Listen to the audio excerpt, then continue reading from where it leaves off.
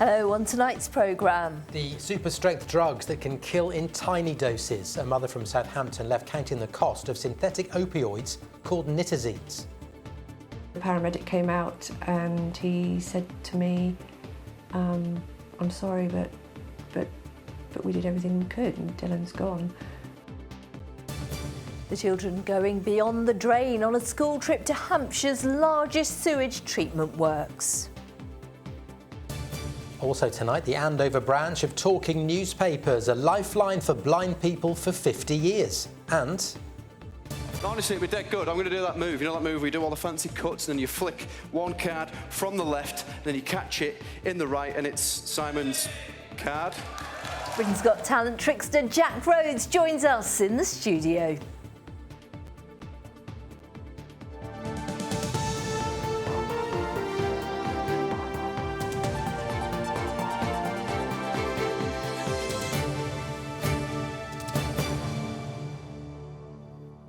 Good evening.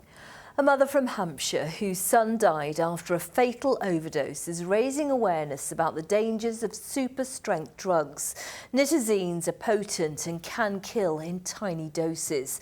Charities say the synthetic opioids are being cut into heroin and cocaine without users knowing. well, the number of deaths from nitazines in the UK almost quadrupled in the space of a year, with 90 reported in the south since 2023.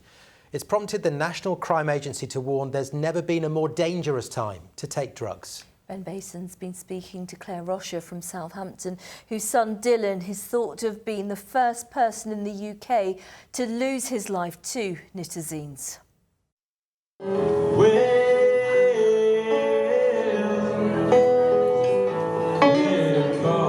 Dylan was a massively lively character, really free spirit.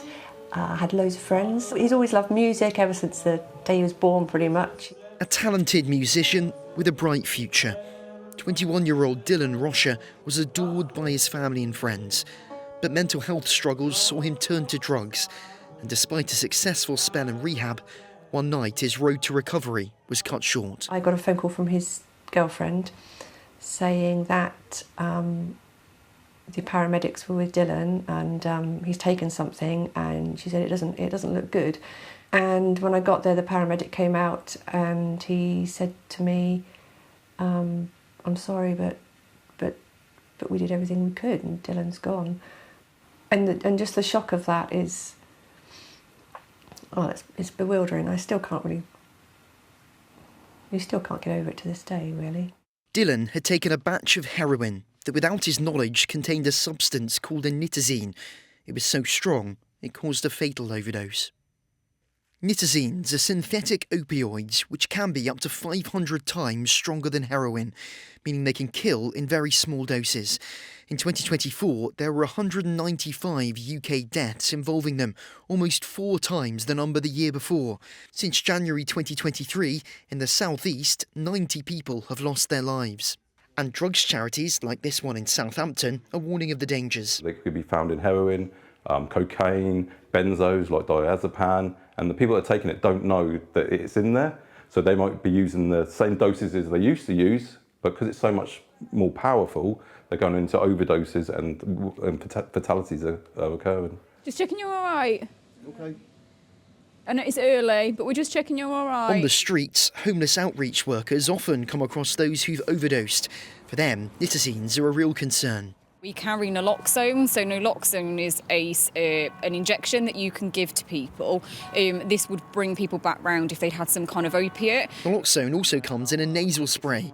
These police officers saved someone's life using the drug. 90-degree angle into a muscle. Thanks to training like this from drug services, thousands of people, from bin workers to magistrates to bouncers, are being trained on how to give a life-saving dose. It's really, really important that more and more people carry naloxone and know how to use naloxone to be able to just respond in case somebody overdoses, because there's so much unsurety about when you buy street heroin, actually what's in it. The rise in nitazines shows no sign of slowing.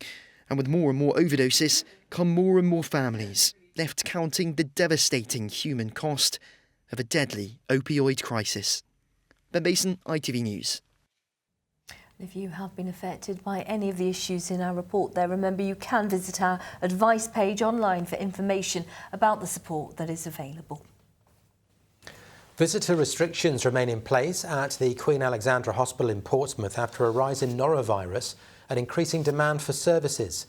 The hospital says it applies to several wards to help protect patients and staff. The situation is being reviewed, they say, regularly. And hospitals across Hampshire continue to face significant pressures after a fire at Southampton General.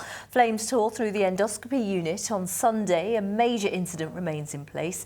More than 200 patients were moved to nearby hospitals, including Portsmouth, Winchester and Basingstoke. The Hampshire and Isle of Wight Integrated Care Board is urging people to seek care outside of hospital where possible. All of our services are incredibly pressured. So we're asking people to not visit if they're unwell. There are certain restrictions if there are areas that we are concerned about.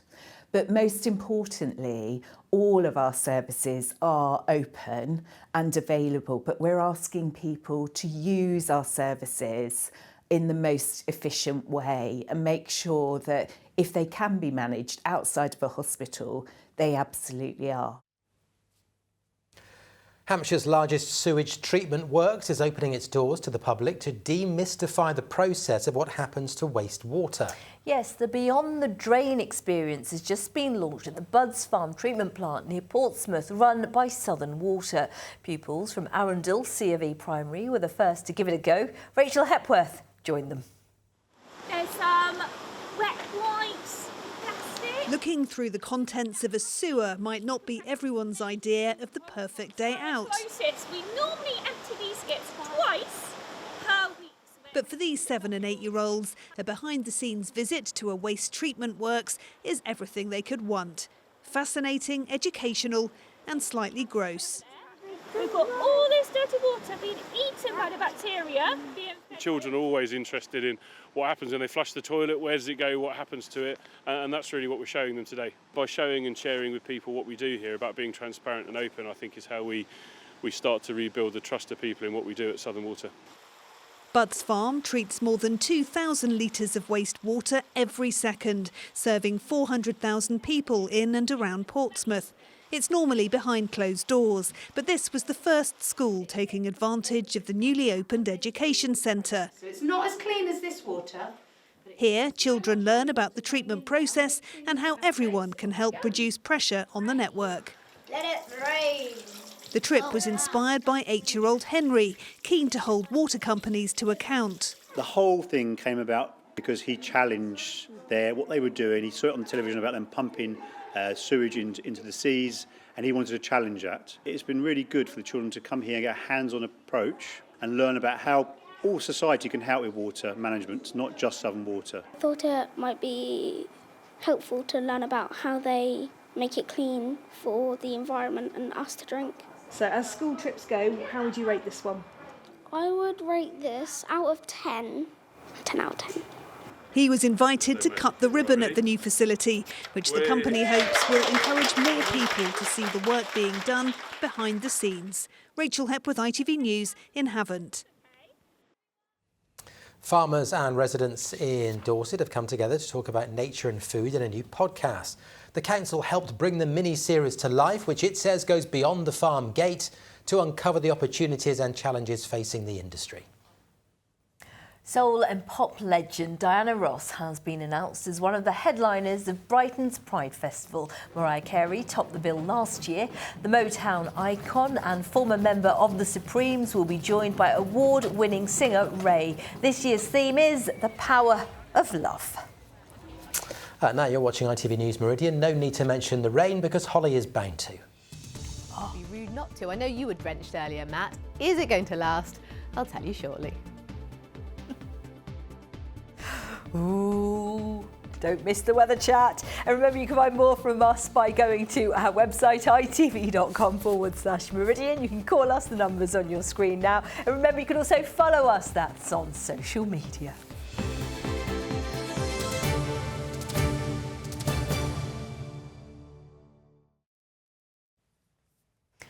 The fallout from the Peter Mandelson scandal and growing questions about Sir Keir Starmer's judgment is the big topic of debate on tonight's edition of our monthly politics show, The Last Word. Well, to tell us more, live now to our political correspondent Kit Bradshaw in Westminster. Kit, the Prime Minister could be in some real trouble over this one.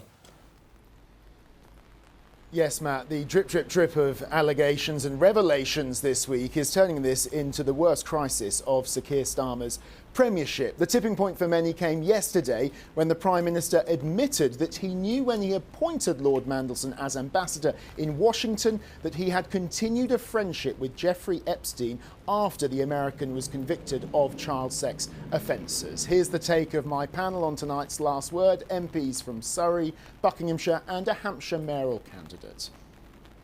If we think of the victims, what does it say to them when the Prime Minister of this country, who purports to be on the side of people who've had sexual abuse, actually appoints somebody who's a friend of a convicted paedophile? What does it say to them? And I think that's shameful. And my personal view is Starmer needs to go, and he needs to go soon. I do think there needs to be accountability. I think for me, ultimately, the guiding principle, the guiding question has to be, are we doing right by these women and these girls who have frankly been abused and trafficked and treated in ways that no woman should ever be treated in? And that's what we've got to get right. I've known Peter Mandelson since we were at university together, and I have to say this was a death foretold.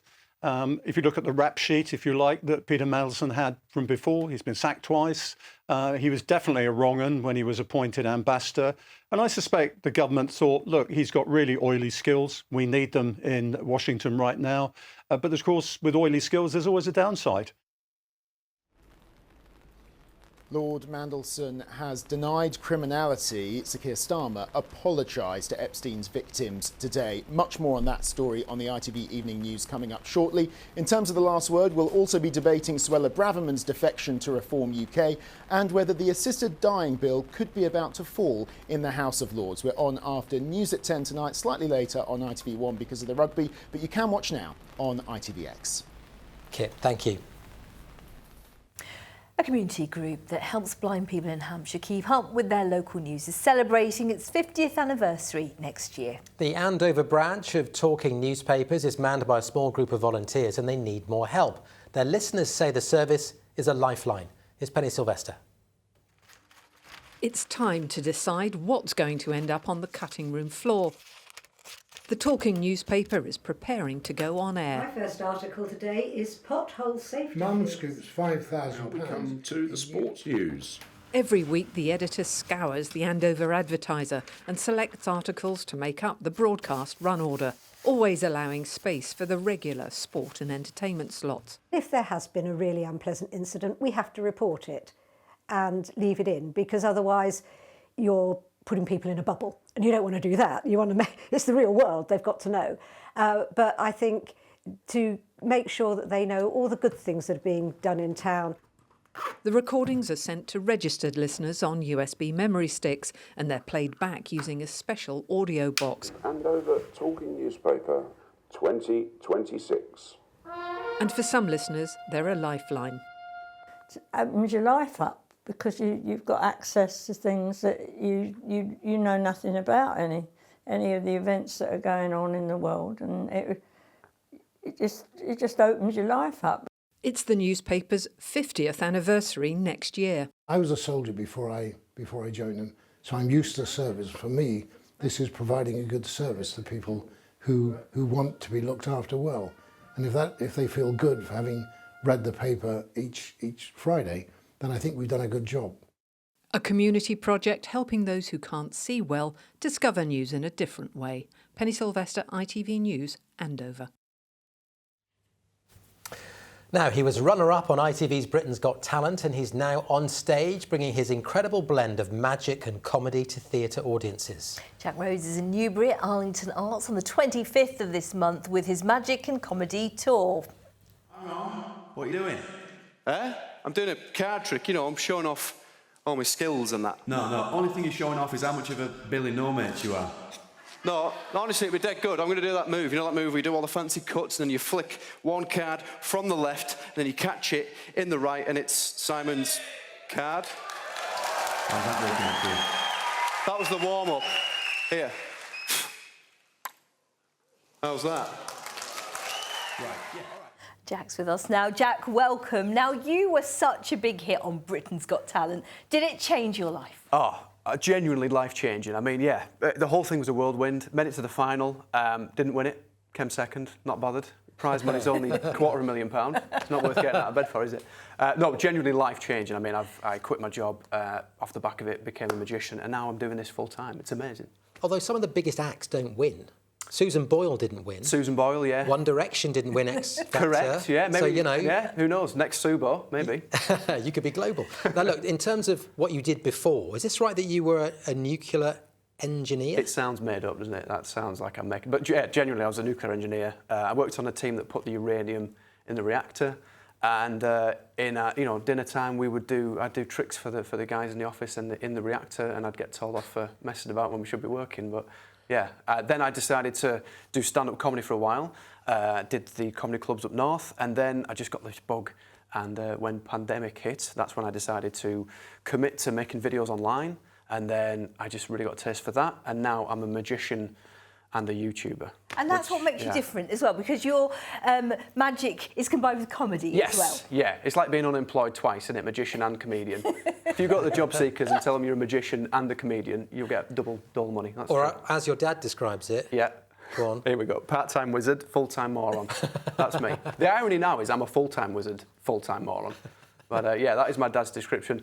I've been brought up in a family that we don't take ourselves too seriously. And so when I was a kid and I was being really obsessed with the magic stuff and taking it very seriously, I got taken down a peg or two. To the point where my dad was so worried about me because I would spend 8 hours at a time practicing my card tricks in front of a mirror in my bedroom. My dad was like, you need to go outside and go ride a bike, go do something normal because this is unhealthy. But from that, right, he would always take the mickey. But from that has been born this comedy meets magic stuff. So yeah. And it's still an obsession, isn't it? Oh, 100%. Yeah. I spend a lot of time practicing, and now it's my wife who calls me the full-time moron. So yeah, it's come full circle. Do you mind if we ask if you could show us a little something? Do you want a quick? I've prepared something just for you two. Go on. Are you up for it? Yeah, okay. absolutely. Now this takes a lot of concentration. Okay, this is a trick that I prepared just for tonight, and I'm going to not talk through this. I'm going to be completely silent throughout the whole thing. Here's a little poster. Recognise him. And I'm not going to talk. I'm going to completely silent. If I talk throughout this whole thing, it'll put me off, right? So I'm going to be completely silent. You're not going to hear an absolute word. You're not going to hear a peep from me as I do this. Because if I start talking while I do it, I'm going to get something wrong.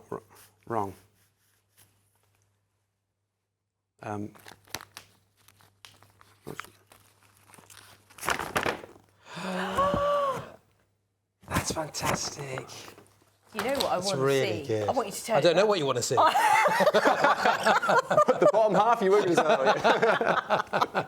That was amazing. Thanks very much. I know that's just a taster, but thank you so much. Thanks for having me. And we have to plug your tour. Yes. And you are going to be in Newbury on the 25th of February at the Arlington Arts Centre. I cannot wait, yeah. It's going to be a lot of that, comedy mixed with magic. You don't have to be a fan of magic, just if you're up for a laugh, come along, and I cannot wait. Thank you so much, Jack. Thanks so much. You. Just move on. Now, the UK's largest indoor pickleball and paddle venue is opening in Farnham. They're two of the fastest growing sports in the world, and Hurlands has 9 pickleball courts and 5 paddle courts. Doing really well. At the centre in Farnham for us is Andrew Pate, and there's no stopping paddle and pickleball then, Andrew. Absolutely right, Sangeeta. Paddle is the fastest growing sport in the UK. It's trebled in participation in the last couple of years. And pickleball, which we can see here, is also growing rapidly, up 65% in membership over the last year. And somebody who knows all about that is one of the brains behind Hurlands, the largest in the UK. Why? Well, Andrew, about 2.5 years ago, my mixed doubles pickleball partner and I decided that we wanted to build a club to give everybody the opportunity to play and try out the two new sports, pickleball and paddle, because they're both so addictive. And we wanted to make it accessible to everyone so that there was no blockage of membership. It's pay and play, everybody's welcome. And we're going to roll out that model across the southeast of England, led by our fabulous chairman, Phil Newborough, who is so experienced. A quick lesson for us then. What is the difference between pickleball and paddle? Well, it's funny you should ask me that because I get asked this question every day, but paddle is more like squash. It has walls that surround it, so tennis in a squash court, and pickleball is played on a badminton-sized court, and it's more like mini tennis, up and down.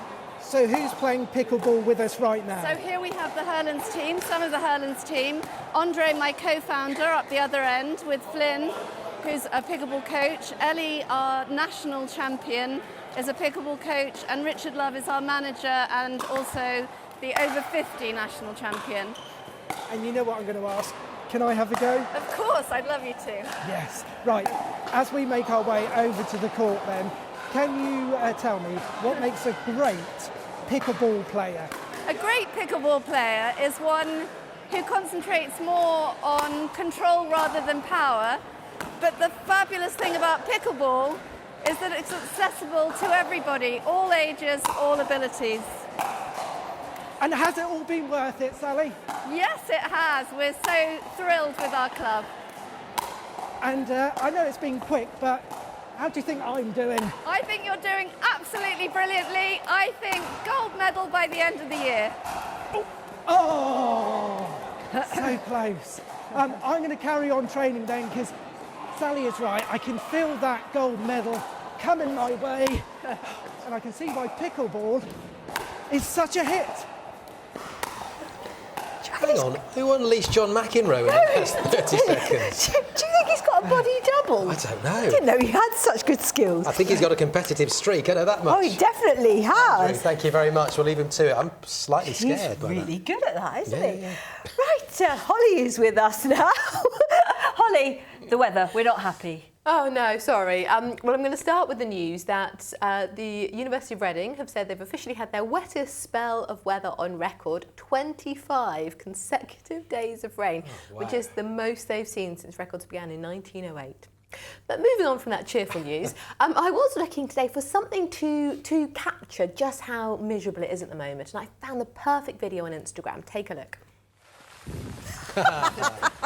Yes, this was me this morning trying to get my steps in. I may have mistimed the storms ever so slightly. It was pretty grim. Well, you know, credit to you, Matt, I have to say. Although Style icon. I did enjoy your comment underneath about how this forecasting malarkey is a bit harder than you thought. Yeah, all right, I will concede. It is a little bit. It looked fine when I went out, but there we go. Anything more cheerful for us? I have got something a little bit more cheerful, OK? It's not so much weather related, but we are now exiting what's known as solar winter, so the darkest 3 months of the year. I've got a little graphic to try and explain it a bit better. So around the 21st of December, the winter solstice, you get your darkest 3 months, and then you get your lightest 3 months around the summer solstice. So today is the day where we just start edging out of those darkest 3 months. Our sun gets stronger, if we ever see it, and higher in the sky. And oh, sorry, I don't know where that photo popped up from, and yeah, it's all a move in the right direction at least. So it's cheered me up, and it got me thinking, I wonder what's cheering everyone else up at the moment, because yes, it's wet, yes, it's gloomy, but what is making you smile? Let me know. Send me your photos to meridianweather@itv.com, and I'll try and show some tomorrow. In the meantime, let's get the latest on the rain.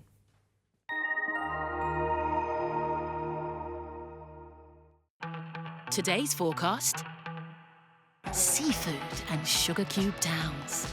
TUI sponsors ITV Meridian Weather.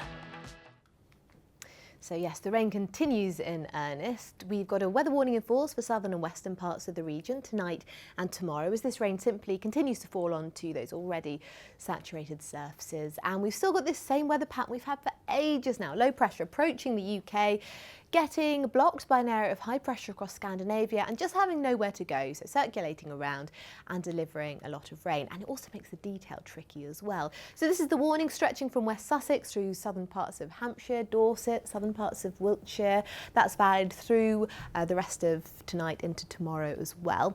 Also quite a lot of low cloud, mist and murk for tonight. Temperatures won't fall away too far. But we start tomorrow morning with some poor visibilities, really grey conditions, outbreaks of rain.